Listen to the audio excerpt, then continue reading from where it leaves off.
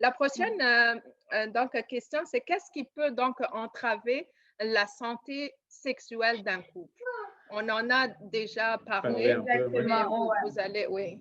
Exactement. On en a déjà vraiment parlé. Donc, l'une des choses vraiment que je dis, c'est vraiment, c'est une méconnaissance de soi, une méconnaissance de ses besoins. C'est pas la première chose, mais c'est une des choses, et une méconnaissance de ses limites. Et des fois, on entend parler tellement de choses, on voit tellement de choses. On a été beaucoup éduqués par la pornographie, mais on ne connaît pas entre ce qu'on nous présente, entre ce que notre éducation nous a donné, maintenant qui nous sommes, qu'est-ce que nous on veut, qu'est-ce que moi je veux, c'est quoi mes besoins en tant que tel, sans nécessairement me référer aux autres. Donc, c'est vraiment, tantôt on parlait comme avoir du plaisir. Oui, des fois, c'est important de faire plaisir à l'autre, mais qu'est-ce qui, moi, me fait plaisir à moi? Donc, tout ça, ça se fait dans la communication. On va voir, peu importe ce qu'on va dire, qu'est-ce qui peut entraver la santé sexuelle. On pourrait même dire l'une des premières choses, c'est le vecteur de la communication. Une méconnaissance de soi, oui, mais c'est important le communiquer. Une méconnaissance de ses besoins. Qu'est-ce que j'aime? Qu'est-ce que je n'aime pas? C'est quoi mes préférences? C'est quoi mes envies? C'est quoi mes fantasmes? Des fois, comme on pense à fantasme, on pense à quelque chose de sale, de dégueulasse. Non, un fantasme, c'est quelque chose que tu désires, que tu aimerais avoir, que tu aimerais faire. Ça se peut que même un fantasme va rester juste au niveau de la pensée, parce que c'est un exemple, ça se fait pas, ou tout simplement parce que c'est trop, pas que c'est irraisonnable, mais le faire et le penser, c'est deux choses. Un exemple, je donne un exemple. Un couple qui aimerait ça, une femme ou un homme qui aimerait ça faire l'amour avec son mari dans un ascenseur. C'est vrai. Qu'est-ce que ça peut faire? C'est comme si c'est un jeu, c'est une forme de jeu. Il faut le voir comme une forme de jeu. OK. Mais c'est quoi les avantages de le faire? C'est excitant, c'est intéressant, c'est de la nouveauté. Mais dans la réalité, un ascenseur, ça sert à quoi? Un ascenseur, ça sert à monter et descendre des individus. Un ascenseur, il faut être raisonnable parce que on a besoin d'un ascenseur pour monter. Donc, imagine qu'on arrête l'ascenseur et puis il y a des gens qui attendent. Donc, on se dit que, OK, ce fantasme, je pense que ça va rester au niveau du fantasme parce que c'est pas possible. Ah, mais c'est différent. Si on habite dans quelque part dans une maison où c'est juste nous qui a l'ascenseur, où c'est juste nous qui habitons dans le building, il n'y a pas d'autres personnes. Mais regarde, si c'est possible, allez-y dans ce fantasme. Si ça peut vous faire plaisir, ça ne dérange personne. Donc, on voit la différence entre ce qui est fantasme, ce qui n'est pas fantasme. Oh, ça peut être un exemple, se voir faire l'amour sur une plage désert où il n'y a personne, sous une tente ou sous le sable chaud. Donc, c'est vraiment, comment je pourrais dire, même quand c'est possible, même quand c'est impossible, c'est fantastique, partagez-le avec l'autre pour que ça va, comment je pourrais dire, ça va donner l'occasion à l'autre de te connaître. Je pense pas que l'autre va venir, des fois, on le dit pas à l'autre parce qu'on a peur d'être jugé. Je pense que si vous êtes ensemble, vous êtes mariés, vous êtes dans l'intimité, c'est le lieu pour se dévoiler. Donc, l'autre, je pense pas que, des fois, on pense que l'autre va nous juger, mais non. Moi, je pense que l'autre va avoir accès à nous. On va se dévoiler à l'autre va nous connaître. Et l'autre chose, je pense qu'on a déjà parlé, c'est la clarification des valeurs. La clarification des valeurs, pour moi, comment je l'explique souvent lors de mes conférences, les valeurs, c'est un territoire. Font en sorte que si je dois aller, je donne un exemple, si je dois aller aux États-Unis, j'ai beau aimer ou pas aimer les États-Unis, mais les États-Unis, quand je vais aller sur ce territoire-là, c'est avec les valeurs de l'État américain. Dès la première fois que je vais passer par les douanes, on va me poser des questions. Où est-ce que je m'en vais? Pourquoi? Combien de jours? Parce que je suis pas une citoyenne canadienne et américaine. Donc, les valeurs, ce sont nos limites. Les valeurs nous protègent. Les valeurs nous délimitent notre territoire. Mais souvent, dans notre éducation, on dirait qu'on ne nous a pas appris à clarifier nos valeurs, ou du moins pour la majorité des individus. Donc, clarifier nos valeurs, c'est toujours une bonne chose, même dès le départ dans la relation. Et la plupart des psychologues vont dire même que il faut avoir des valeurs personnelles, des choses qui ne changent pas, comme par exemple des valeurs qui protègent ma dignité émotionnelle, des valeurs qui protègent ma dignité physique, des valeurs qui protègent ma dignité émotionnelle, psychologique. Donc, c'est à moi de me connaître, de savoir qu'est-ce que moi j'accepte, qu'est-ce que je n'accepte pas. Là, il y a aussi les valeurs qui vont encadrer le couple. Souvent, dans le couple, on s'aime, dans la passion, on oublie de clarifier ces choses. Mais c'est dans le couple, quand il y a des problèmes, il y a plein de luttes de pouvoir entre qui est le pouvoir, qui va mener, qui va diriger, qui est le boss dans le couple. C'est là que ça fait beaucoup de dégâts. Mais si des fois, on prend le temps de clarifier les valeurs dès le départ, je pense que les valeurs, c'est pour dire tout simplement, voilà qui je suis, voilà les choses auxquelles j'adhère. Je le dis tout le temps au départ, dans les conférences, ça peut paraître cru, mais vaut mieux être cru dès le départ que de balbutier au milieu de la relation et d'avoir des guerres, de créer des guerres pour rien, dans le sens que je dis, mes valeurs, c'est qui je suis, c'est ma personnalité, c'est apprendre ou à laisser. Tu me connais, c'est mon identité, c'est qui je suis. Le respect, pour moi, c'est quelque chose d'important. Donc, si une fois, deux fois, je sens que tu ne me respectes pas, mais c'est bye-bye. Donc, souvent, on ne clarifie pas nos valeurs et c'est ça qui cause beaucoup de problèmes. On a parlé tantôt d'estime de soi. L'estime de soi est reliée et étroitement liée à notre image de nous-mêmes. Comment on a parlé de nous-mêmes, qu'on soit petit, qu'on soit grand. Dieu nous a créés de toutes sortes de grandeurs. Il y a une diversité corporelle, d'apprendre à s'accepter dans notre différence. Mais non, on vit dans une culture que malheureusement, on voit juste une sorte de corps. Et qu'est-ce que ça fait? Ça fait en sorte que comme femme, comme homme, on cherche à être comme ce corps-là. Les corps qu'on nous présente à la télévision, les corps qu'on nous présente dans les films, c'est toujours des corps parfaits. Et qu'est-ce que ça peut venir vraiment diminuer notre estime de soi. On peut se dire que pour être une femme ou un époux, je ne vais pas nécessairement assumer mon rôle en tant que femme dans le couple, mon rôle d'amant, parce que la plupart des amants, des amantes qu'on voit à la télé, c'est des corps parfaits. C'est des corps sveltes. Mais ce que les gens doivent comprendre, c'est que 5% de la population peuvent dire qu'ils ressemblent au corps qu'on nous présente à la télévision. Donc, ça veut dire qu'il y a 95% qui sont pas comme les autres. Donc, ça veut dire qui sont pas représentatifs au niveau de la télévision, au niveau du cinéma. Et c'est un mensonge. Donc, à chaque fois qu'on nous présente un acteur, une actrice, elle est bien dans son corps, elle a un corps parfait, alors que dans la vraie vie, il y a une diversité corporelle, qu'on soit grande, qu'on soit petite. Il faut apprendre à s'accepter tel qu'on est, avoir confiance en soi.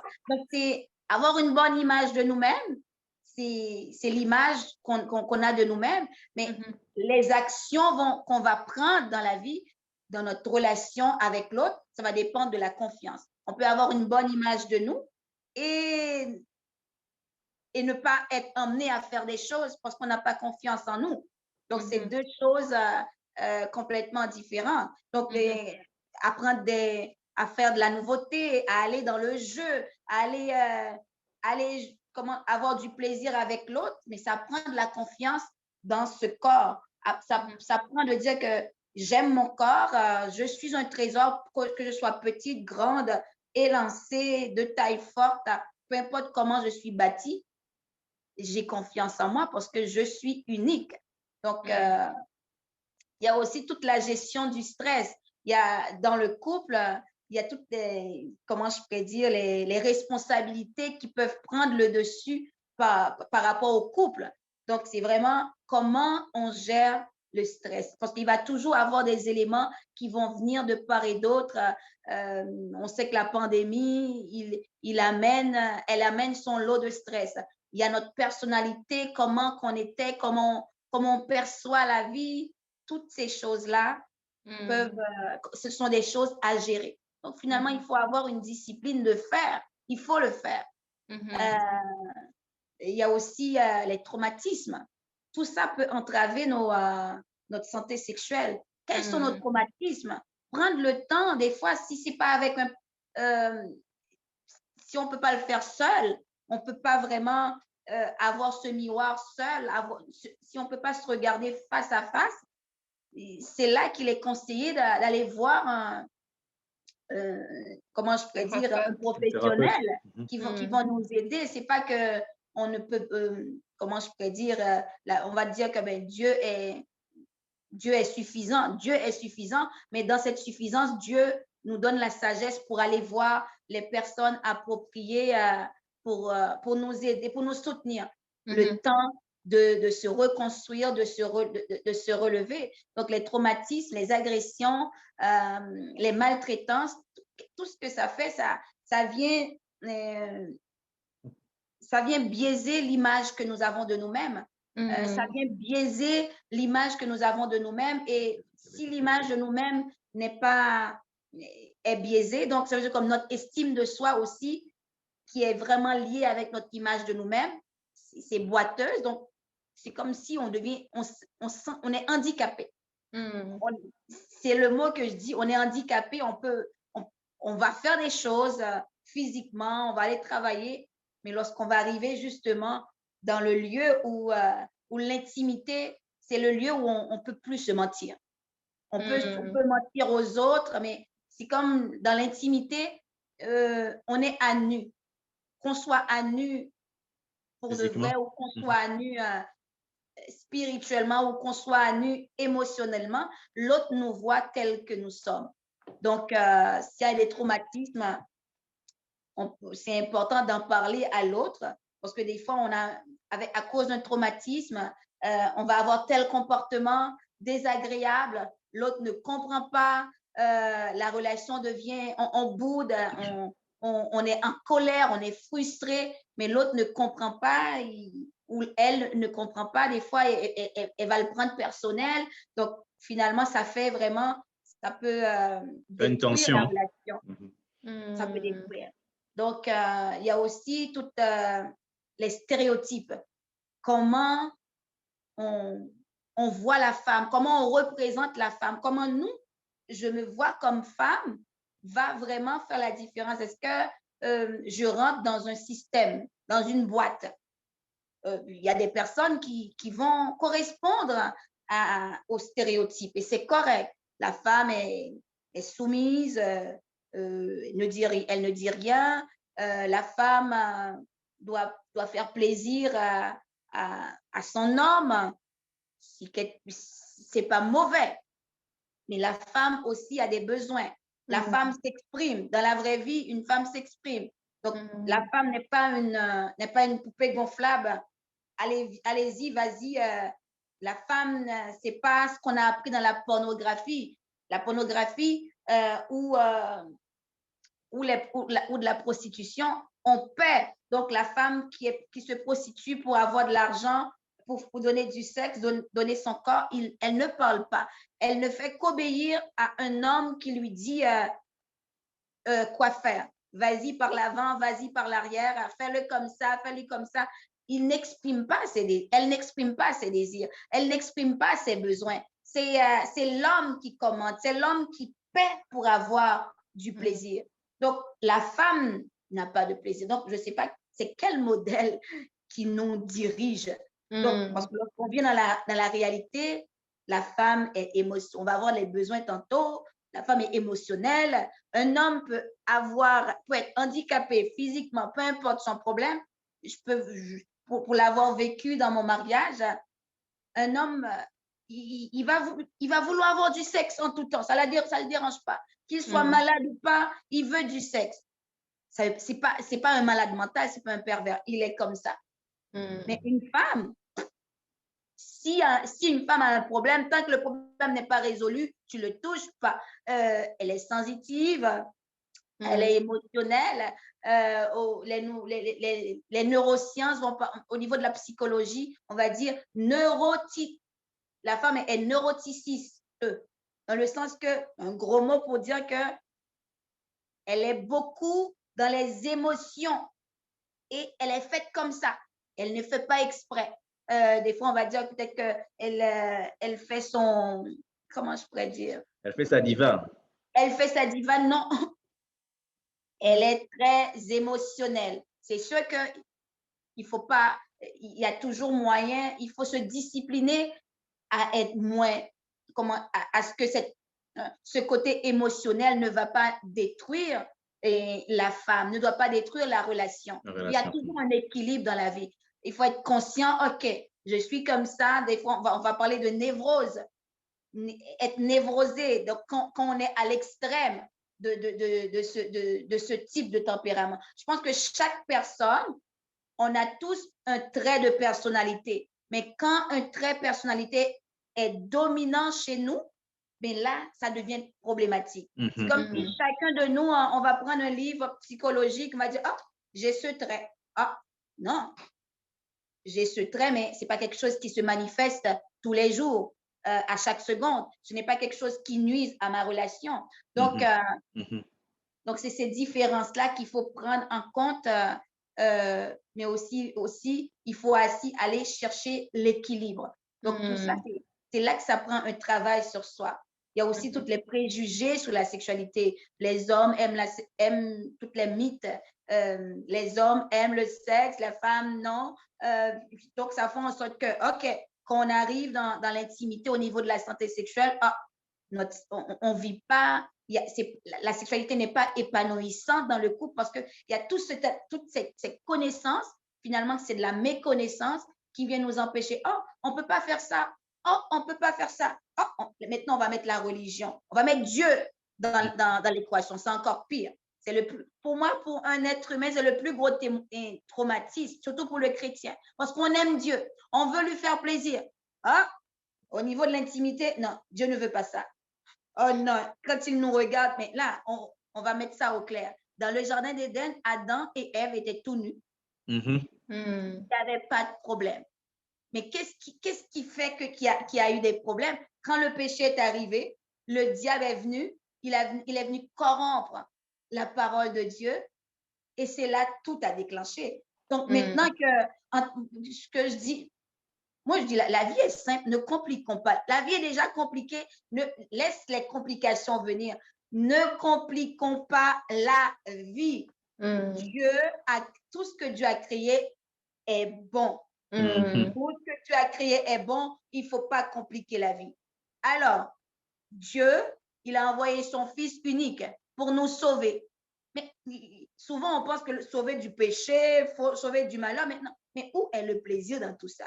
Il nous sauve de toutes sortes d'oppressions qui nous empêchent aussi d'avoir du plaisir. Parce que dans le jardin d'Éden, Adam et Ève avaient du plaisir. Ils étaient nus. Ils flirtaient dans le jardin matin, midi et soir. C'est comme ça qu'il faut le voir. Mais nous, on est là. On est vraiment encastrés dans une boîte. Il ne faut pas faire ci. C'est interdit. Si vous avez des questions, je peux répondre. Mais il n'y a rien qui est interdit pour moi en tant que tel. Tout ce qu'il faut comprendre, c'est quoi les avantages et les conséquences d'une telle pratique. La question qu'il faut se poser, c'est pas si... Je ne crois même pas que Dieu veut qu'on puisse se poser la question, est-ce que c'est normal ou c'est pas normal? Mais plutôt, Dieu veut qu'on apprenne à réfléchir. Même dans Proverbe, ça le dit. C'est quoi les avantages et les conséquences? c'est quoi les avantages et les conséquences de faire telle chose. Je pense qu'on est en train de parler par rapport aux pratiques. Pendant que la porte est ouverte, on y va. C'est quoi telle pratique? Ah, c'est pas bon. Telle pratique est démoniaque. Il n'y a aucune pratique. Aucune pratique n'est ni bonne ni mauvaise. Maintenant, toi, quand tu vas au marché, est-ce que telle nourriture est démoniaque? Est-ce que telle nourriture est honteuse? Non. Même la Bible nous dit, tout ce que tu fais, j'ai pas tout est pur pour ceux qui, quand tu le prends de façon, quand tu le vois pur. Donc, j'ai oublié le verset en tant que tel, mais il faut pas, je veux le clarifier vraiment dans le sens que tout est pur. Mais pourquoi tu le fais? Si dans ton cœur, tu as la conviction c'est pur, fine. J'espère que Dieu t'a donné la conviction que ce soit pur. Mais si pour toi c'est impur, mais est-ce que c'est impur à cause des traumatismes? Est-ce que c'est impur à cause des préjugés? Est-ce que c'est impur à cause de, comment je pourrais dire, à cause des choses qu'on a entendues? Une pratique, encore une fois, je le répète, elle n'est ni bonne ni mauvaise. Mais c'est quoi les conséquences? C'est quoi les avantages? Une des pratiques, souvent, quand je vais sur le net, c'est un petit peu confus. Je me dis, ah, si c'est confus pour beaucoup de personnes, mais c'est aussi confuse pour les chrétiens. On va voir sur tel site, tel pasteur ou femme de pasteur va dire la sodomie, c'est une bonne chose en couple. Ah, parlons-en de la sodomie. Alors, c'est quoi la sodomie? On va faire la référence avec le peuple de Sodome, Sodome et Gomorre. Il y avait beaucoup comment je pourrais dire, d'impudicité sexuelle, de l'homosexualité, de la prostitution dans cette époque-là. Donc, Dieu a fait en sorte que par sa parole, il a détruit Sodome et Gomorre, c'est ce qu'on a dit. Maintenant, au travers du couple, qu'est-ce que la sodomie? La sodomie, c'est une pratique pénis anale. Donc, c'est quoi la zone anale par rapport à la zone vaginale? Ce que je dis souvent, la zone anale, c'est une zone qui est non naturelle par rapport à la zone vaginale. La zone vaginale est naturelle. On dit naturelle parce que c'est lubrifié. Alors qu'au niveau de l'anus, du rectum, ce n'est pas lubrifié. Donc, pour moi, c'est important cette petite nuance. C'est la grosse nuance. Donc, vu que ce n'est pas lubrifié, c'est quoi les conséquences? C'est quoi les avantages?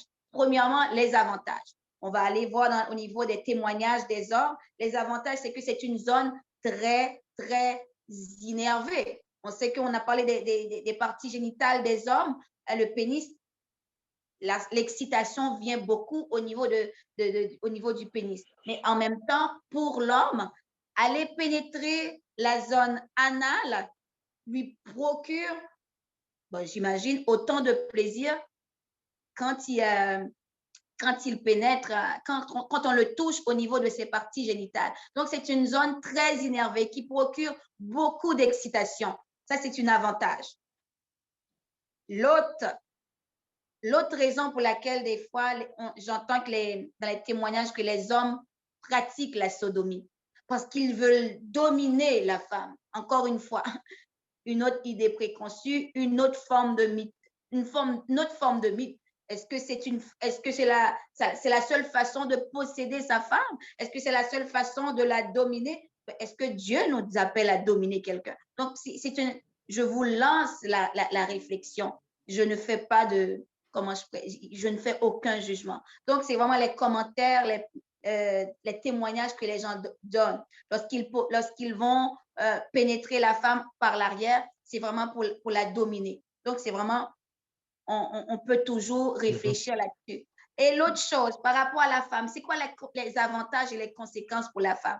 Souvent, la femme va se faire sodomiser par son mari ou accepter, pas parce qu'elle le veut, pas parce qu'elle le veut, elle a du plaisir, tout simplement pour faire plaisir à son mari, à son conjoint, et pour se soumettre, tout simplement. Et les désavantages pour la femme, c'est que c'est une zone qui est contractible. Donc, ça veut dire que c'est une zone le corps a été, cette partie du corps a été créée pour être contractée, toujours en contraction, alors que quand cette zone est pénétrée, donc il y a relâchement. Donc, quand il y a relâchement, il y a risque d'affaissement. Donc, quand il y a cet affaissement, qu'est-ce que ça fait? Il y a des fuites de matière fécale. Ça, c'est une chose parmi tant d'autres. Donc, comme sexologue, comme professionnel, on donne l'information pour que les gens puissent comprendre la différence entre on pourrait dire que Dieu connaissait toutes choses et c'est pour cela que Dieu a créé le pénis et le vagin parce que c'était fait pour cela. Parce que lorsqu'on entre en ça, on est en train d'entrer dans ce qui est immoral, dans tout ce qui est mal et c'est pour cela qu'on a même justement l'esprit d'homosexualité parce qu'ils veulent aller explorer au-delà de ce que Dieu avait déjà créé. Et ça fait partie des pratiques explicitement interdites par la Bible. Hein? Donc, ceux qui font les relations sexuelles de l'homme entre hommes et femmes entre femmes ou la bestialité, c'est explicitement interdit dans la parole de Dieu. Il y a d'autres choses qui sont encore floues, mais au niveau de la sodomie, au niveau de la bestialité, c'est des choses spécifiquement interdites. Donc là, on n'y a même pas de débat. Pour ceux qui veulent avoir, au-delà de la explication scientifique, de ce qui est fait l'un pour l'autre, mais au niveau de la base morale biblique, c'est des choses qui sont prescrites, qui sont interdites. Qui sont interdites. Donc, moi, si je veux avoir une référence par rapport à ça, c'est clair que je regarde à la parole. Alors, pour ce qui est du reste, je peux commencer à me dire, comme tu dis, est-ce que quel avantage a cette pratique ou non? Est-ce que c'est quelque chose qu'on peut discuter? Est-ce qu'on peut communiquer avec son épouse ou son époux? Pour pouvoir voir qu'est-ce qui est possible, qu'est-ce qui n'est pas possible. Exactement, parce que souvent, comme qu'est-ce que je dis aussi par rapport comme réponse, il faut toujours se poser le principe de la réciprocité. Parce qu'il y a des avantages et des conséquences. Si tu me le fais, est-ce que je suis capable de te le faire? Est-ce que les conséquences, qui va vivre les conséquences? S'il y a des conséquences graves, c'est plus oui, c'est une, comment je pourrais dire, il y a aussi une porte ouverte pour les ITSS parce que c'est un milieu aussi aqueux, dans le sens que quand il y a des blessures, des fissures au niveau de l'anus, ce sont des fissures qui sont ouvertes pour amener des maladies. Au niveau des matières fécales, quand les matières fécales traversent l'anus pour aller au niveau, par exemple, au niveau du vagin et même au niveau du pénis de l'homme, ça risque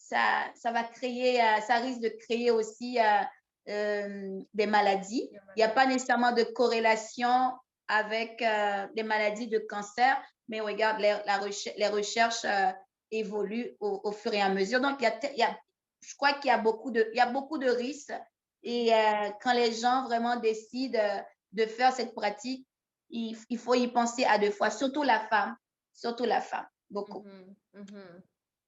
Donc, oui, c'est vraiment important d'apporter toutes ces choses. On va en parler justement par rapport aux pratiques, qu'est-ce qui est permis, tu en as parlé, c'est la communication, qu'est-ce que l'autre est à l'aise justement de faire aussi au sein du couple.